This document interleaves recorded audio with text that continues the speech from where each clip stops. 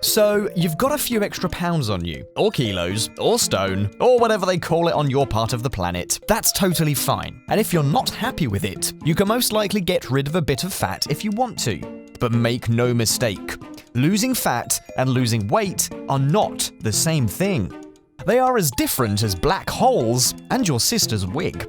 In this video, we will explain the science of fat loss. After this video, you will have learned what dietary and lifestyle habits you can adjust to ultimately reach a healthier and happier you. So, let's chew the fat. First of all, it's important to understand the difference between weight loss and fat loss.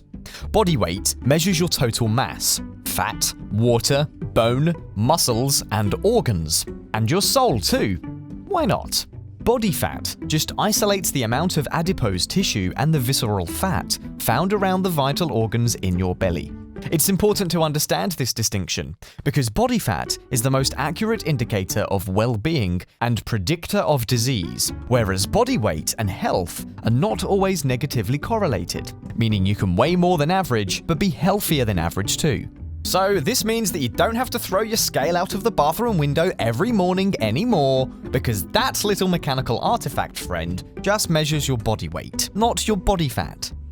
But how does fat loss work? Body fat is gained when you have a positive energy balance for a prolonged period of time. This essentially means that your energy intake is higher than your energy expenditure. You're eating too much, and you're not moving enough. Wait, why did we just sound like your mother just now? Research shows that individuals at a healthy weight must be able to maintain a zero energy balance, which means the energy intake has to be equal to the energy expenditure. Did it just get mathy? Sorry about that. A study published by the American Journal of Clinical Nutrition assessed the change in calorie intake and average body weight from the 1970s to 2000. We don't know if it was the great music or the bad fashion, but in this period of time, the average person gained weight. When comparing the change in average weight, the calculations equated almost exactly to the increased calorie intake. The point is that calories matter. Too much of them, and you will find yourself gaining weight. How many calories do I need per day? You can work out how many calories you need to eat by working out your total daily energy expenditure, TDEE. TD! First, you have to calculate your basal metabolic rate, or BMR, which is how many calories you burn at rest. This will depend on your sex, weight, height, and body fat percentage. This makes up the biggest component of your TDEE, approximately 70%. Now, the math wizards among us have probably noticed that if your BMR is 70% of your TDEE, there's still 60% left. Just kidding, we were just testing if you were still paying attention. There's 30% left, and this is comprised of 1. Non-exercise activity thermogenesis, NEAT. These are your random movements, for example, walking to the kitchen to get coffee, or flipping off crying children on the plane when their parents are not looking. 2. The thermic effect of food, TEF, which is the number of calories burnt to metabolize food. And yes, you burn calories by eating. And no, that does not mean that you should have another muffin. And 3. Exercise activity thermogenesis, which accounts for the incremental temperature changes and effort used during exercise. Has nothing to do with eating, even though the abbreviation is a very demanding sounding EAT. To calculate your own TDEE, an online calculator is linked in the description. Does it matter what I eat, as long as I eat the right amount of calories? Your TDEE tells you how many calories you burn per day. If you eat more than this, you will gain weight. If you eat less than this, you will lose weight. It's that simple. End of video. Thanks for watching. Bye-bye.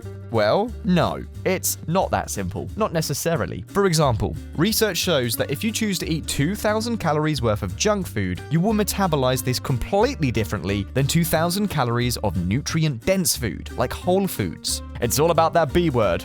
We mean balance. Simply said, you need to consume a balance of protein, fat, carbs, and all 26 essential vitamins and minerals. That's right, don't avoid fat, it's an essential nutrient. Fat doesn't make you gain fat. Excess calories makes you gain fat. Fat loves you, and you love fatty foods, so you might as well get a room already.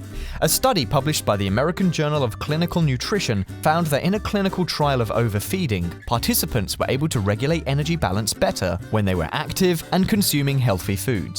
This is due to an increase in NEAT, TEF, and EAT. Again, not a demand, but simply an abbreviation. So when it comes to what you should eat and what you should avoid, choose nutrient-dense food and avoid high sugar foods and alcohol. Sorry to be a fun sponge, but don't shoot the messengers. If you have a hard time cutting out certain things from your diet, for instance, because you're a regular, flawed human being who can't be good at everything, Mom, then these practical tips might help. If you regularly drink pure fruit juice, start diluting it with a mysterious substance called dihydrogen monoxide. For some people, that's also known as water, but stick to the same amount of total milliliter per serving. Instead of 500 milliliter of juice, go for 300 milliliter of juice and 200 milliliter of water. That's a fantastic start. If you enjoy crunchy snacks as crisps on a regular basis, try switching to air-popped popcorn and season it yourself. Become a haute cuisine popcorn chef. Sweet tooth, we feel you. Who could say no to a good Belgian truffle? Or maybe you prefer a mouthful of sugar cubes. We don't know your life. The trick to long-term weight loss is practicing awareness while you indulge. Instead of going for the full package, because you may have been depriving yourself of them, allow yourself to enjoy one or two instead. This way, you can really enjoy it without guilt and then move on with your day. It will get easier. If you continuously decrease your caloric intake over time, studies show that your metabolism will downregulate, and you will also require a smaller food intake due to the weight already lost. So take it slow. That will give you the best chance for success. Think of your senior prom. You had much more chance of scoring during a slow dance than during the robot. For example, if you were going for 1,500 calories per day and you lost 2 kilograms, your weight loss macros based on your BMR might now only be 1,300. Compounded with this, after multiple months of restricting caloric intake, hormonal mechanisms that stimulate a bigger appetite will make it more difficult to stick to the caloric goal. One example is a decrease in the hormone leptin, making you feel totally hangry. How do I count calories? Keeping track of your calorie intake is easier than you might think. It's like surviving a weekend outing with the whole family. It just takes a bit of preparation and determination, and you'll do great, even when that aunt comes along. You know the one we're talking about. It's great to make meal planning a habit. You could think about what you want to eat and buy the right products that contain the right amount of calories your body needs. When you first start doing this, it might prove difficult, but after a few weeks, you'll notice how much better you've become at estimating the number of calories in the products that you consume. To make it easier to keep track of your caloric intake, try using an app on your smartphone. One that is free of charge, like MyFitnessPal or LifeSum. They detail every macro and micronutrient that goes into your body. It calculates the percentages for you, so you don't have to spend time on complex calculations. Take that, high school math teacher Mr. Williams, who said you would need math later in life. Ever heard of apps? Ta! How do you lose weight according to science? Here's a handy checklist to help you out. First, you calculate your total daily energy expenditure, the number of calories you burn daily. Don't start counting on Sunday though, because the number of calories burned might be 0 if you're anything like us. 2. Take out some calories from your diet. For example, try to consume 500 calories less than you use per day for a week, and you could lose almost half a kilo. That's a whole squirrel of weight. 3. Make sure you give your body all the essential nutrients it needs. And no, chocolate chip cookies are not a nutrient. Stop asking us this.